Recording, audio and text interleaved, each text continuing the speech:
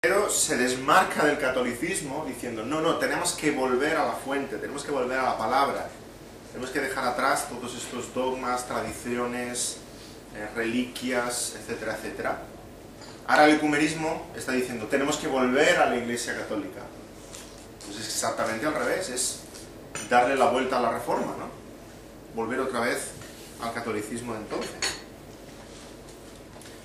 Por tanto, no creemos en una unidad institucional, creemos en una unidad espiritual, una unidad en la palabra. Sí, Pedro. Pastor, si me podría Sí. darme el concepto de ecumenismo. Ajá. El ecumenismo es esta filosofía que dice que, bueno, ecumenismo quiere decir unidad, básicamente, ¿sí? Pero popularmente cuando se habla de ecumenismo, o si nos preguntan, ¿sois ecuménicos?, quiere decir, si nosotros iríamos a la parroquia e invitaríamos al párroco a predicar en nuestra iglesia, básicamente. O si tendríamos un culto juntos, con los católicos, con los ortodoxos. Y la respuesta es no. No, por muchas razones. Previamente, ecumenismo viene a ser más o menos conjunto. Sí, sí, sí, sí. Conjunto de todos los cristianos, o todos los que se llamen cristianos, ¿no? Pero en el país en el que vivimos, eso es básicamente, ¿hacéis cultos juntos con los católicos? ¿Y los católicos junto con vosotros? La respuesta es no. ¿Eh? ¿Los testigos se consideran cristianos ellos mismos? Ellos mismos se llaman cristianos, no lo ponían, se llamaban testigos de Jehová, y luego se añadieron testigos cristianos de Jehová, porque en el contexto en el que vivimos, llamarse cristiano, pues, es mucho más atractivo, ¿no? Se llaman cristianos, ellos no hacen ningún tipo de ecumenismo, todo lo contrario, ninguno. Si sales de los testigos, has muerto para ellos, no tienen ningún tipo de relación contigo. Y aunque se llamen cristianos, no creen en el mismo Cristo que nosotros, no creen que es el Hijo de Dios, creen que es un ángel. El ángel Gabriel ha ascendido de categoría, de ángel a el título de Hijo de Dios, pero él no es eterno, no es el creador, fue creado por el Padre, eso es lo que dicen. ¿Quién murió en la cruz entonces? Un ángel, una creación como nosotros. Ese sacrificio no tiene ningún valor. Entonces se llaman cristianos, pero no son cristianos. ¿Sí? Estamos en Juan 17. ¿Por quién está orando el Señor? Ya te creen. Está orando por los discípulos que tiene en ese momento, pero no solo por ellos, sino por todos los que han de creer. ¿Te das cuenta que Jesús aquí en Juan 17 está orando por ti? Está haciendo una oración al Padre de intercesión por ti y por mí. Nosotros somos esos que han de creer, que van a creer después, al cabo del tiempo, ¿sí?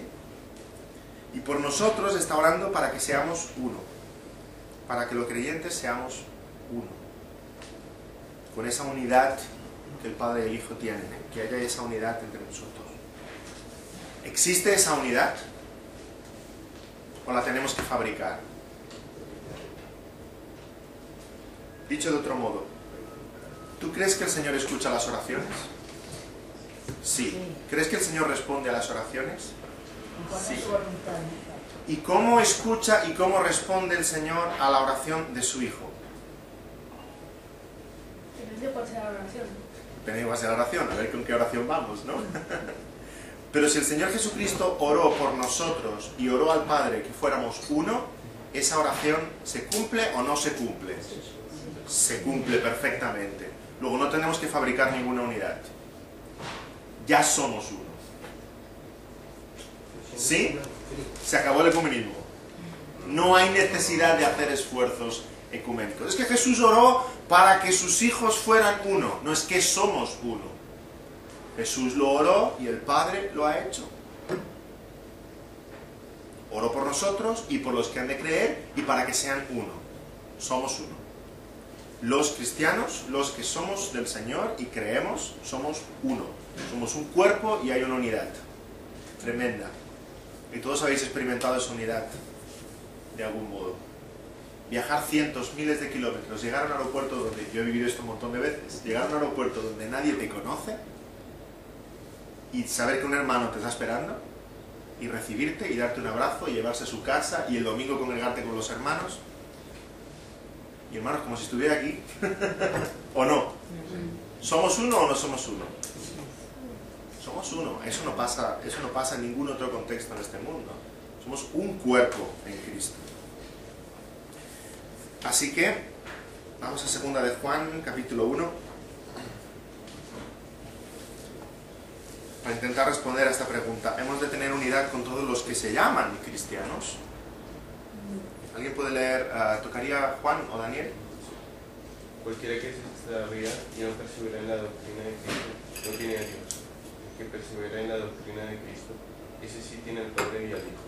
Si alguno viene a vosotros y no trae esta doctrina, no le recibéis en casa ni le digáis bienvenido, porque el que dice bienvenido participa en sus malas obras. Hay muchos que se llamarán cristianos, pero no estarán viviendo el cristianismo y estarán predicando herejías.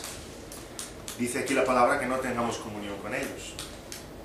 El que no venga con esta doctrina, no le recibáis en casa. Es decir, no tengáis fraternidad, no tengáis relación de hermano con aquel, porque está predicando otra cosa que no es el Evangelio. Entonces hemos de tener unidad con todos los que se llaman cristianos. ¿Y con quién hemos de tener comunión? Con los que tengan la misma doctrina, con los que perseveren en la misma doctrina, en la misma palabra, ¿sí? Y otra vez, estamos en un país que se llama cristiano. Hay muchos que se llaman cristianos y no lo son. Hay muchas denominaciones, muchas iglesias que se ponen el título de cristiano, hasta los mormones se llaman cristianos. Y cuando empiezas a hablar con ellos dices, pero por favor, qué barbaridad, ¿no? Lo que creen. No tiene nada que ver con el cristianismo.